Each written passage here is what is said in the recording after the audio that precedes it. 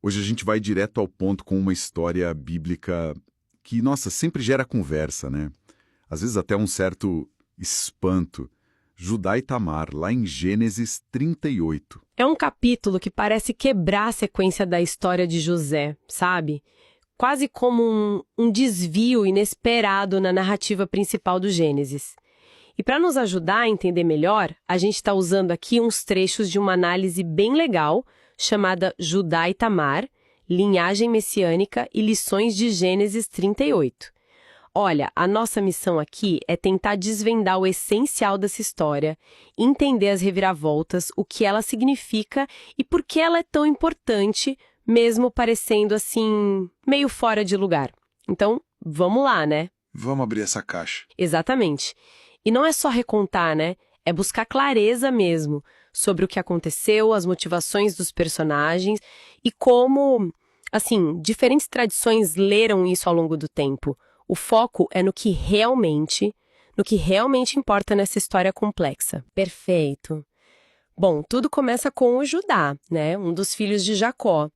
Ele decide se afastar dos irmãos, vai lá para Adulã, em Canaã, e lá ele casa com uma mulher cananeia, filha de um cara chamado Suá. E eles têm 3 filhos, o Er, o Onã e o Selá. Aí Judá arranja o casamento do filho mais velho, o Er, com a Tamar. Só que a Bíblia é bem direta, né? Diz que o Er era mau aos olhos do Senhor. E por causa disso, Deus faz ele morrer. Assim, fim abrupto para o Er. E aí entra uma coisa fundamental da época, que depois vira lei mesmo, a lei mosaica, mas já existia como prática social, sabe? A lei do levirato. A ideia era assim, se um homem morria sem deixar filhos, o irmão dele tinha o dever, a obrigação de casar com a viúva. E o primeiro filho dessa nova união seria considerado filho do irmão que morreu. Para quê? Para garantir um nome, a linhagem, a herança na família. Era uma questão de, sobrevivência familiar e social mesmo. Entendi, faz sentido. Seguindo essa lógica, então, Judá fala para o segundo filho, o Onã, olha, casa com a Tamar, cumpre seu dever. O Onã obedece, na forma, né?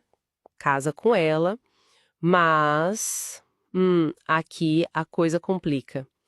O texto diz que ele sabia que o filho não seria legalmente dele. Então, toda vez que ele tinha relações com a Tamar, ele impedia a concepção. O texto fala que ele derramava o sêmen na terra. Essa atitude desagradou profundamente a Deus, que também fez ele morrer. E é daqui, dessa ação específica do Onã, que vem o termo onanismo, né? Que muita gente usa como sinônimo para masturbação. Mas a análise que a gente está vendo aqui, ela aponta para uma leitura bem diferente, certo? Sim, e esse é um ponto, crucial que a nossa fonte destaca. O problema central do Onã não foi o ato físico em si, isolado de derramar o sêmen. Foi a motivação, o egoísmo e a rebeldia por trás disso. Entende? Ele estava conscientemente se recusando a cumprir uma obrigação familiar e social que era fundamental, o dever do levirato. Ele negou ao irmão falecido a chance de ter um descendente. Pensou só nele, né? Para a herança não ser dividida, para o nome do irmão não continuar através dele. Foi uma fraude, um egoísmo contra toda a estrutura familiar da época. Nossa, contextualizando assim, faz todo sentido. Bom, com o Er e o Onã mortos, a responsabilidade passaria para o Selá, o filho mais novo.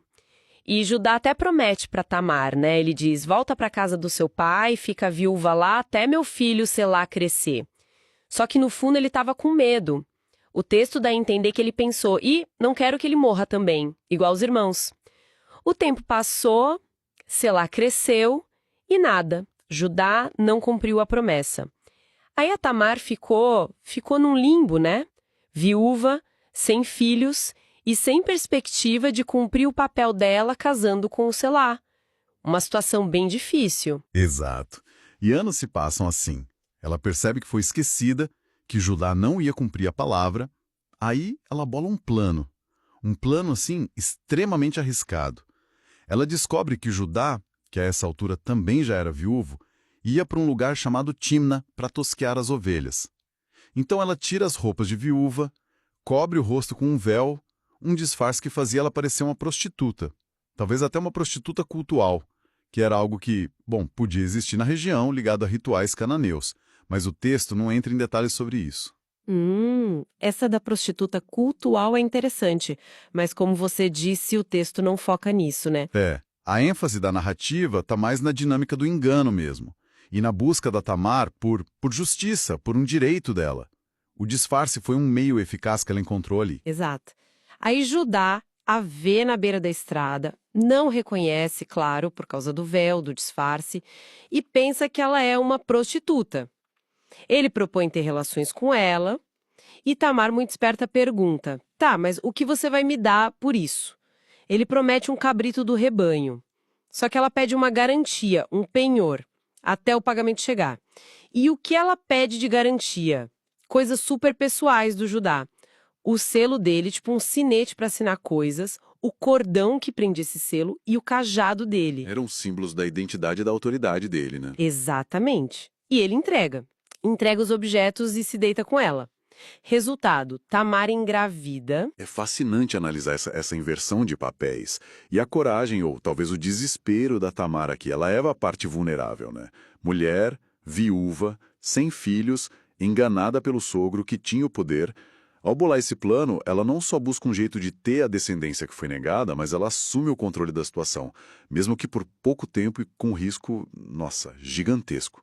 Um risco enorme mesmo. Se fosse descoberta ali, a acusação de prostituição ou adultério podia levar à morte. E ela usa justamente os símbolos de poder e identidade do Judá para virar o jogo. E o jogo vira mesmo. Uns 3 meses depois, chega a notícia para Judá. Sua nora Tamar se prostituiu e, olha só, tá grávida. A reação de Judá é imediata, furiosa. Reflete bem a dureza das normas da época, né? Especialmente para uma mulher que estava, digamos, sob a proteção da família do marido. Ele ordena na hora: tragam ela para fora para ser queimada. Uma sentença brutal. Terrível. Mas, na hora H, quando estão levando ela para execução, Tamar age de novo. Ela manda aqueles objetos de volta para o Judá, o selo, o cordão, o cajado, e manda um recado junto. Olha, estou grávida do homem a quem pertencem estes objetos. Peço que o Senhor reconheça de quem são. Nossa.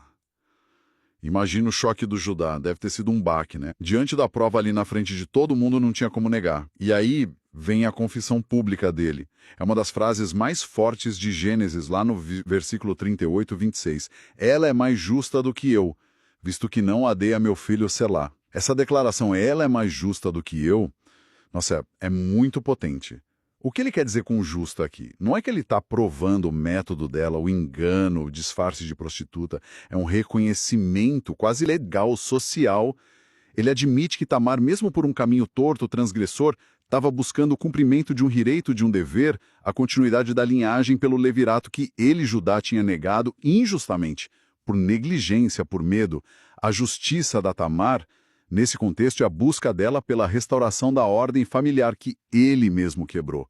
Sabe, ele está reconhecendo a própria falha em contraste com a determinação dela. É uma virada de perspectiva impressionante dentro da própria história.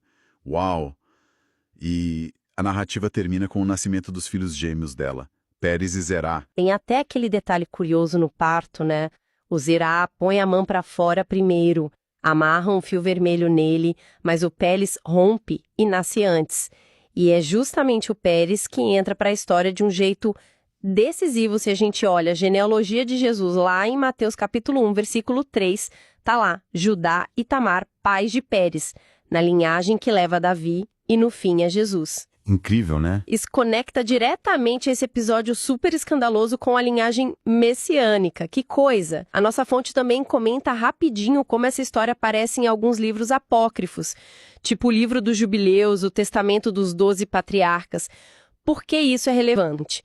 Parece que esses textos depois reforçam algumas coisas, né? Sim.